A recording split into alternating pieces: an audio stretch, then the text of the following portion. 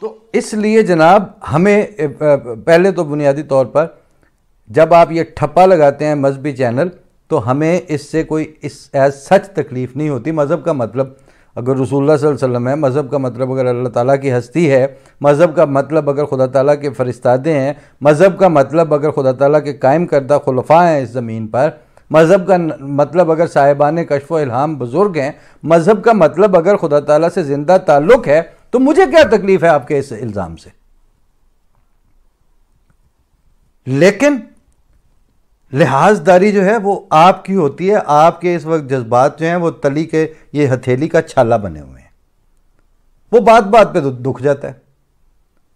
لیکن اب مجھے تکلیف اس لیے ہوئی کہ یہ اب جب میں نے سبوق سید کے الفاظ پڑھے تو وہ کیا تھے، میں آپ کو وہ سنا دوں. پاکستان میں نوجوان اور پڑھا لکھا طبقہ مسجد، مولوی اور مذہب سے کیوں بیزار ہوتا جا رہا ہے؟ اب تک جو میں نے مذہب سے بیزاری کی اور آپ کا مذہبی چینل سے لیبلنگ کرنے کی جو آپ میں اب ایک بیماری رستہ پکڑ رہی ہے، یہ اس کی بنیاد یہ ہے چیز. پاکستان میں نوجوان اور پڑھا لکھا طبقہ مسجد، مولوی اور مذہب سے کیوں بیزار ہوتا جا رہا ہے؟ اس میں کئی عوامل کئی عوامل ہیں، لیکن بڑا عمل اس میں یہ بھی ساتھ ہے کہ 2007 میں اسلام آباد میں مذہبی علوم سے آشنا علماء سے کہا تھا کہ مولوی اور مولویت زدہ ذہن پاکستان میں الحاد کی بنیادوں کو مضبوط کریں گے. ملائیت اور مولوی کے ڈسے ہوئے جو ذہن ہیں وہ ہیں جو پاکستان میں لا مذہبیت، الحاد کی بنیاد کو مضبوط کریں گے.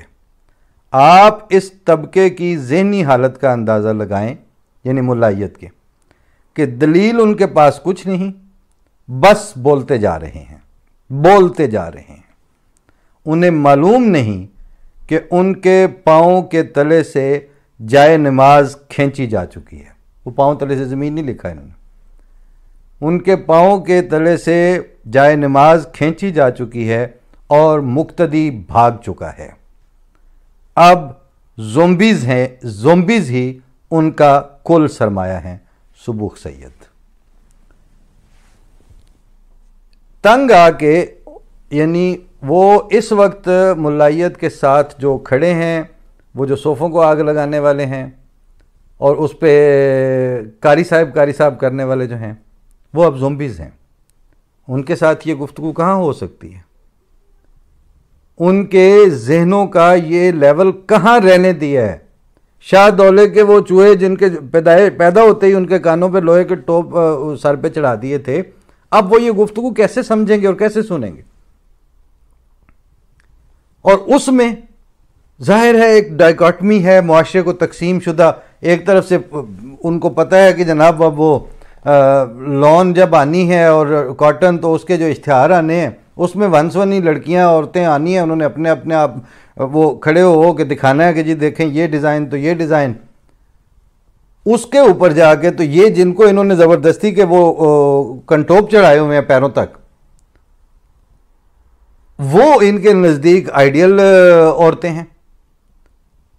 اور ان جیسا بنانے کے لیے یہ جناح سپر اور سپر سے جب عورتیں پکڑ کے لائیں گے، یا جس طرح یہ وہاں آپارا میں ان کے گیٹوں پہ سوٹیاں مارتے تھے کہ جی آپ کے ٹخنے ننگے نظر آ رہے ہیں ہمیں. اللہ کے بندو تم دفع ہو جاؤ، تمہیں اللہ تعالیٰ نے کہا ہے کہ یہ اپنی آنکھیں غض بصر سے کام دو. مگر ظاہر ہے کہ اب یہ ایک لمبا عرصہ گزرا ہے، وہ پردے کی تعلیم اس طرح کی دینا چاہ رہے ہیں جو ان کے اوپر ٹوپ چڑھانے والی. وہ پردے کی تعلیم نہیں دے پا رہے جس میں اپنے کردار کے ساتھ انہوں نے اپنے ماحول میں، اپنے گھر میں وہ ایک ماحول کریٹ کیا ہے جس میں عورت کو، لڑکی کو باہر نکلتے وقت خود یہ احساس ہو کہ میرے باڈی لائنز جو ہیں وہ زیادہ شارپ تو نہیں نظر آ رہی ہیں میرے لباس میں. یہ ماحول کہاں؟ اس کے بعد پھر زہرا نگاہ اگر وہ کہتی ہیں اپنا وہ ایک علامتی نظم میں کہ جو ایک بچی جس کا ابارشن ہونا تھا تو وہ ہو گیا اور پھر وہ پیدا نہیں ہوئی، تو اس کی زبان سے انہوں نے جو نظم لکھی، میں بچ گئی رے، میں بچ گئی رے، ماں کو اپنی کو کہہ رہی ہے. بہت تکلیف دہ تھی، کیونکہ یہ انڈین ہندوستانی کلچر کو ہمارے اوپر اسلام بنا کے نافذ کیا جا رہا ہے. اور یہ جو غیرت کے نام پر قتل کرنے والے ہیں، وہ پہلے یہ تو بتائیں کہ کیا بد چلنی کی سزا موت ہے؟ یعنی ایون زنا کی سزا اسلام میں موت ہے. النفس بالنفس والی تو حکم ہے کہ ایک جان کے بدلے میں جان ہے، اس کی تو یہ سزا ہی نہیں ہے. تو آپ یہاں پہ سزا موت جو دیتے ہیں وہ اسلام کی وجہ سے دیتے ہیں. وہ آپ انڈین مائتھالوجی اور انڈین کلچرل اسلام جو ہے وہ نافذ کرتے ہیں، اس کا محمد رسول اللہ صلی اللہ علیہ وسلم کے اسلام سے کوئی تعلق نہیں.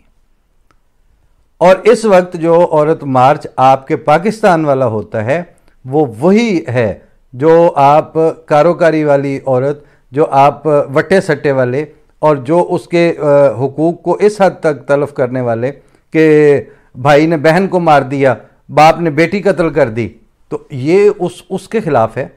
اسلام نے تو زندہ درگور ہونے والی جو بیٹیاں تھیں ان کو زندگی دلوائی ہے. اسلام کو تو اس طرح کی غیرت کا کوئی تصور نہیں تھا. آپ کا مولوی آپ کو گھڑ کے دیتا ہے، کبھی وہ صوفوں پہ بیٹھنے سے اسلام اس کا جو ہے وہ ڈیگریڈ ہو جاتا ہے، تو کبھی جو ہے وہ عورت کا ٹخنا نظر آئے تو اس کو سوٹی مارنی ضروری ہوتی ہے شریعت کے نفاذ کے لیے. تو اب آپ وہ جو 74 آنورڈ والی ملائیت ہے وہ آپ کے سر پہ چڑھ کر ناچ رہی ہے، اور اب آپ کے ہر شعبے کو وہ داغدار کر چکی ہے، اس حد تک کہ ایک گویہ جس کی شہرت سنگر کی ہے، پاپ سنگر کی، ابرار الحق، وہ اس پہ اپنے بیان میں کہہ رہا ہے ختم نبوت اور رسالت تو توہین، تو وہ پورا اس نے، حالانکہ قائد اعظم یونیورسٹی کا پڑھا ہوا ہے اور پاپ سنگر ہے، ساری زندگی کا اس کا جو پروفائل ہے. آپ سوچ سکتے ہیں کہ غلام علی یا مہدی حسن جو ہے یا سلامت علی خان، ان کو کبھی ضرورت پڑے کہ وہ اپنے عقائد کی تشریحیں کرتے پھر وہ آرٹسٹ تھے، وہ گویے تھے، بس ٹھیک ہے، وہ ان کا ایک فیلڈ میں ان کی زندگی گزر گئی تھی. اب آپ کے پاس سنگر بھی نہیں بچا جب تک وہ گوائیاں نہ دے ختم نبوت کی. کیوں کہ اب آپ کو بند گلیاں ملنی تھیں. ملائیت کے پیچھے چلتے جائیں، ہر جگہ آپ کو بند گلی ملے گی. جتنی تکلیف سبوق سید کو ہوتی ہے یہ چیزیں سن کے، تقریباً اتنی ہی ہمیں ہوتی ہے. باقی حقیقت ایک ہے لذت میں، لیکن حکایت سلسلہ در سلسلہ ہے. اور جہاں دیکھوں میری آنکھوں کے آگے انہی نورانیوں کا سلسلہ ہے. تو بہرحال اب آپ بھی بھگتیں، ہم تو بھگت رہے ہی ہیں، لیکن فرق یہ ہے کہ اب جس میوزیکل چیئر ریس میں سے ہم باہر نکل رہے ہیں، آپ اندر داخل ہو رہے ہیں. تو دیکھ لیجئے، ہم اپنے حصے کی باری گزار چکے ہیں، اب آپ اپنی باری کے لیے تیاری کریں. کرو تیاری، بس اب آئی تمہاری باری. یوں ہی ایام پھرا کرتے ہیں باری باری، ہم نے تو صبر و توکل سے گزاری باری. ہم اگر تم پہ بہت ہوگی یہ بھاری باری. فی امان اللہ، السلام علیکم.